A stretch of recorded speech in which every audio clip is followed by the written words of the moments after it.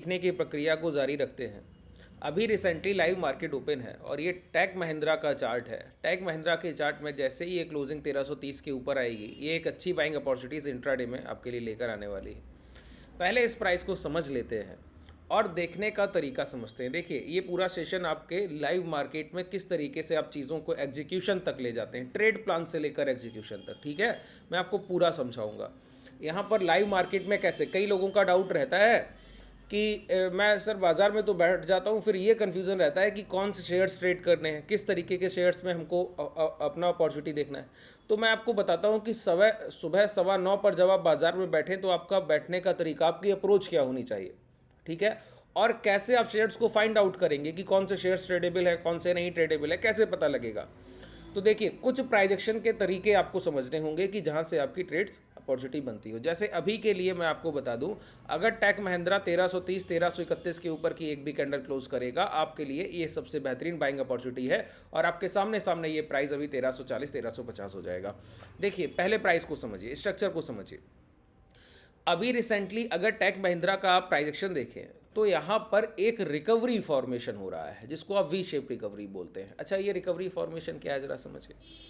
ये recovery formation इस तरीके से सर कि प्राइस जब ओपन हुआ तो नेगेटिव ओपन हुआ, कि कल देखिए प्राइस हायर राइज के फॉर्मेशन के साथ था और अच्छी खासी क्लोजिंग किया। ठीक है, क्लोजिंग के बाद आज जब प्राइस की ओपनिंग हुई तो थोड़ा गैप अप करके थोड़ा ऊपर खुला भाव, ऊपर खुलने के बाद पहली कैंडल ने ही इसके अंदर आने का क्लोज किया। प्रीवियस डे हाई के अंदर पहली कैंडल खुल रहा है ऊपर और क्लोज करने आ रहा है प्रीवियस डे हाई के अंदर। इस कैंडल में अब अगर अपर विक बड़ा होता तो ये प्राइस यहां लौटता ही नहीं। ठीक है, लेकिन इस कैंडल में, पहली कैंडल में सप्लाई रिलीज हो गई, बॉडी साइज बन गया, इस वजह से जो इंपैक्ट ऑफ सेलिंग था वो चलकर गया, प्राइस नीचे तक आया। अच्छा, मॉर्निंग के मोमेंटम पर हम लोग कभी बिलीव नहीं करते। हम लोग बिलीव करते हैं जब मॉर्निंग के बाद दोबारा से मोमेंटम शिफ्टिंग होती है, 12-1 बजे के आसपास, 11 बजे, 10:30 बजे, जब दोबारा से प्राइस का स्ट्रक्चर चेंज हो रहा हो, तो उस पर हम लोग बिलीव करते हैं। ओपनिंग प्राइस पर कभी भरोसा नहीं करते हैं। ओपनिंग के बाद अगर रिजम्पशन बना रहा 12-1 बजे तक, प्राइस उसी तरफ मूव करता रहा जैसा खुला था, तो हम उस पर बिलीव करेंगे। अगर प्राइस ओपन होने के बाद जो भी मोमेंटम किया और दोबारा से उसके अगेंस्ट में 12-1 बजे, 11 बजे, 12 बजे, 1 बजे अगर कोई मोमेंटम कर रहा है, तो उस 12-1 बजे वाले मोमेंटम पे आपको बिलीव होगा, ना कि मॉर्निंग के मोमेंटम पे बिलीव होगा। अच्छा, इसके लिए जो हम लोग यूज़ करते हैं वो प्रीवियस प्राइजेक्शन को भी खूब यूज़ करते हैं। ध्यान से सुनिए, प्रीवियस प्राइजेक्शन को यूज़ करने का मतलब समझते हैं। प्रीवियस प्राइजेक्शन को यूज़ करने का मतलब हुआ कि हम ट्रेंड डिसाइडर हो जाएं। हम ये देख लें कि प्राइस का मोमेंटम अगर ये रेजिस्टेंस एरिया है तो इसको ब्रेक करना चाहिए। जैसे मैं अभी आपको बोल रहा हूँ 1331 के ऊपर ये स्ट्रांग हो जाएगा। मैंने ये क्यों नहीं कहा कि प्राइस इसको टच करने तो आया है, रिजेक्शन कैंडल बना, आप यहाँ पर शॉर्ट कर दीजिए, नहीं बोला मैंने कहा खरीदारी की तरफ देखिए। देखिए, रेजिस्टेंस वही रहता है, हमारी अप्रोच तय करती है कि हम सही ट्रेड करेंगे या गलत करेंगे। प्राइस तो वही है। अब कुछ लोग यहाँ पर ब्रेकआउट देख रहे हैं, कुछ ब्रेकडाउन देख रहे हैं। जैसे मेरी अप्रोच यहाँ पर क्या है कि अब आप यहाँ पर ब्रेकआउट देखिए, वो आपके लिए ज़्यादा बेहतर। क्यों ऐसा है? क्योंकि हायर टाइम फ्रेम यही आपको रिप्रेजेंट कर रहा है। हायर टाइम फ्रेम पर क्या देखिए, इसी को हम कहते हैं टॉप टू बॉटम अप्रोच। कई बार मैंने बताया, आप लोग भूलेंगे तो फिर तकलीफ है सर, समझ लीजिए। नीचे डिस्क्रिप्शन में आपको टेलीग्राम का लिंक मिलेगा, वहाँ के जाके सेशंस को डायरेक्टली देखिए या चैनल को ओपन करके 1 बाय 1 देखिए, तो आपको समझ आएगा कि जो चीज़ें मैं आपको बोल रहा हूँ वो कितना रिलेटेबल है। टॉप टू बॉटम अप्रोच बहुत बार मैंने सिखाया। देखिए, पहले आवरली टाइम फ्रेम पर आते हैं। ये hourly time frame, hourly time frame अगर आप देखें गौर से, तो हम लोगों ने एक सेशन में गैप अप किया था और वो गैप अप के लो अभी तक हम लोगों ने होल्ड किए। प्राइस उस गैप अप के पास आया, लो के पास जहाँ भाव खुला, फिर दोबारा रिटेस्ट किया और फिर ये डब्ल्यू फॉर्मेशन में तब्दील हुआ। और डब्ल्यू फॉर्मेशन में तब्दील होने के बाद उसी जगह पर अभी तक हम लोग एक कंसोलिडेशन फेज में है। उस कंसोलिडेशन फेज में ये रेजिस्टेंस एरिया है इसका 1340 1342। प्राइस जो है अभी रिसेंटली 1330 के पास एक रिजेक्शन लेवल आज के डे से बनाया। अच्छा, अब ये कैसे पता चले कि ये ब्रेकआउट होने जा रहा है प्राइस? तभी तो हम यहाँ खरीदारी सोच रहे, नहीं तो क्यों सोचे, है ना? क्यों हम लोग बाइंग अपॉर्चुनिटी यहाँ पर देख रहे हैं, क्यों शॉर्ट अपॉर्चुनिटी नहीं देख रहे? कोई तो कारण होगा। उसका कारण है और बड़ा टाइम फ्रेम, कहा ना टॉप टू बॉटम अप्रोच। तो देखिए, बॉटम अगर पहले देख रहे हैं तो टॉप की तरफ बढ़ते जाइए, तो आपको ये समझ आएगा कि आपको करना क्या है। ठीक है, प्राइस को क्या करना है वो आपको बहुत क्लैरिटी से दिखेगा। जैसे अब देखिए, अब आपको बहुत क्लियर दिख रहा है कि प्राइस ने एक कंसोलिडेशन फेज के बाद हल्का सा करेक्शन किया, दोबारा से लौट कर प्राइस रेंज में आ गया। अब वो अपने हाई ब्रेक करने की तरफ बढ़ रहा है। बिल्कुल क्लियर दिख रहा है ना। इसको ट्रेड द ट्रैप बोलते हैं, ट्रिपल टी, सभी ने पढ़ा हुआ है, ठीक है, बहुत मैंने सिखाया है। चैनल को ओपन कीजिए, ट्रेड द ट्रैप का वीडियो आपको 2 सेशन पहले दिखेगा, रिसेंटली मैंने बनाया। अगर वो नहीं देख पा रहे हैं तो नीचे डिस्क्रिप्शन में टेलीग्राम का लिंक है, वहाँ से डायरेक्टली भी देख सकते हैं। देखिए अब ये प्राइस आकर ये हाई ब्रेक करने, ये प्राइस का क्या है, कन्वर्जेंस है। प्राइस पहले से एक डाउन ट्रेंड में था, हम लोगों ने एक डेली टाइम फ्रेम पर बड़ा कंसोलिडेशन किया और उसके बाद वो हाई ब्रेक किए, वो स्विंग लो सेफ रखे और रिसेंट हाई ब्रेक करके दोबारा से रिटेस्ट करके गैप अप करके इसी हाई के पास हम लोग ट्रेड कर रहे हैं। तो ये क्या है, हायर हाइस के फॉर्मेशन की तरफ हमारे बढ़ने की कोशिश भर है, ठीक है। तो प्राइस में यहां पर कोई डाउनफॉल नहीं है जो हम बिकवाली की तरफ कोई देखें मौका, यहां पर प्राइस में अप ट्रेंड है, तो हमको खरीदारी की तरफ देखना चाहिए जब भी कोई अपॉर्चुनिटी बनता है। इसीलिए छोटे टाइम फ्रेम पर हम लोग क्या कर रहे हैं सर, यहां पर मैं आपको ये नहीं बोल रहा हूं यहां पर शॉर्ट सेलिंग के लिए कुछ देखिए, नहीं, मैं आपको बोल रहा हूं प्राइस में थोड़ा रिट्रेसमेंट हो सकता है, लेकिन आज के डे लो जब तक नहीं जाएंगे तब तक कोई बड़ी गिरावट नहीं होगी, क्योंकि प्राइस ने एक वी शेप रिकवरी की है। जितनी सुबह बिकवाली हुई उतना पूरा तो खरीदारों ने खरीद लिया है और पहले से ये बायर्स स्ट्रांग है, तो बायर्स का प्रीवियस बाइंग जोन है ये, और रिसेंटली अभी वो खरीदारी करके ही आए हैं और मॉर्निंग में जो सेलिंग हुई उसको हम लोगों ने काटा है। ये बड़ा पॉइंट है, ध्यान दीजिए। देखिए एक होती है बाजार में सिर्फ खरीदारी करना, मैं 100 रुपए का भाव है, मैं 100 रुपए से खरीदारी की शुरुआत करूं और 110 तक प्राइस ले जाऊं। मान लेते हैं मैंने 10 लाख शेयर्स का एक्यूमुलेशन किया कि 10 लाख शेयर्स मैंने खरीदे, 100 रुपए से 110 को प्राइस को ले जाने में इतनी बड़ी क्वांटिटी खरीदनी पड़ी, तभी सामने से सप्लाई शॉर्ट हुई, तब जाकर प्राइस ऊपर चल कर गया है जब डिमांड मैंने हाई कर दी, ठीक है। अब सामने से सप्लाई रेयर हो कि 10 लाख जब मैंने शेयर खरीदे तो सामने से मात्र 50,000 बिकवाली के लिए शेयर्स आए, तो 9,50,000 पेंडिंग ऑर्डर हो गए, उसकी वजह से 100 का भाव 110 आसानी से हो गया। और यही चीज जब तब हो जब पहले से सामने से 10 लाख के पेंडिंग ऑर्डर पड़े हो और तब प्राइस 100 रुपया ट्रेड कर रहा हो, उसके बावजूद मैं प्राइस को 110 ले जाकर रख दूं, मतलब मैंने सिर्फ खरीदारी 10 लाख शेयर्स की नहीं करनी होगी, मैंने पहले 10 लाख शेयर्स जो पेंडिंग ऑर्डर्स में पड़े हैं इनके बराबर डिमांड क्रिएट करनी होगी। पहले 10 लाख ऑर्डर तो सिर्फ बिकवाली को काटने में चले जाएंगे और बाद के 10 लाख ऑर्डर्स ये डिमांड जो है वो जनरेट करेंगे। इसका मतलब है कि जब मात्र खरीदारी होती है, मतलब कोई body size, green body size candle का फॉर्मेशन होगा, तो वहां सिर्फ खरीदारी हो रही है, वो एक स्ट्रांग साइन तो है कि खरीदारी हुई है।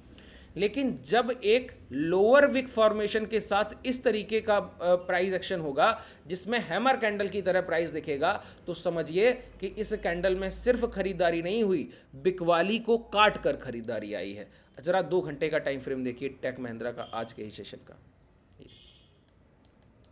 ये क्या है, पहले बिकवाली हुई और बिकवाली के बाद पूरी खरीदारी। अब यहां पर वॉल्यूम भी आपको वेरीफाई यही करेगा। देखिए ये रेड वॉल्यूम देखकर कई लोग कंफ्यूज हो जाते हैं, सर वॉल्यूम को आप लोग देखना नहीं समझते हैं, उसके पीछे कारण एक बहुत बड़ा ये है क्योंकि आप लोग नेट और टोटल वॉल्यूम का डिफरेंस नहीं समझते।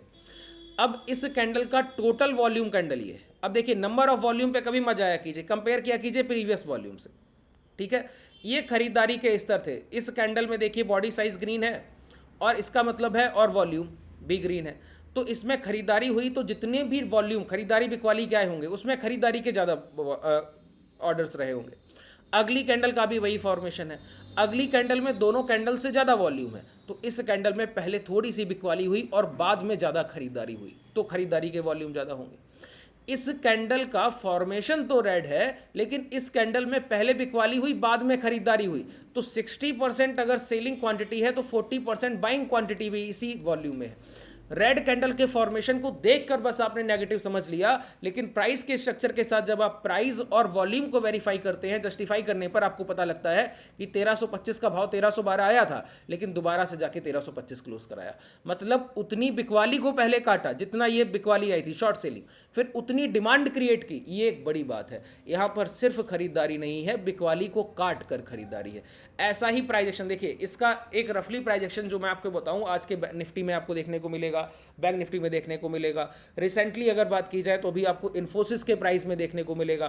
वो एक रफली प्राइस, जैसे इन्फोसिस का प्राइस मैं आपको दिखाऊं, ये इन्फोसिस के प्राइस में अगर आप गौर करें 5 मिनट के टाइम फ्रेम पर, तो कल की जो डे लो थे, कल के डे लो पर प्राइस ने गैप डाउन करके ओपन किया और पहली कैंडल में ही लगभग सारी कैंडल्स को कवर अप किया। देखिए यहां पर ये कल के डे लो थे, गैप डाउन के साथ आपने ओपन किया और आपकी पहली क्लोजिंग 1440 थी, तो कल जितनी बिकवाली हुई ये और गैप डाउन के बाद ये जो खरीदारी थी वो सिर्फ एक कैंडल में इतनी डिमांड क्रिएट की, तो ये एक अच्छी खरीदारी है। और प्रीवियस बाइंग को जो कल आई थी उसको कवर अप करते हुए, शॉर्ट सेलिंग को काटते हुए और खरीदारी को ओवरलैप करते हुए बाइंग।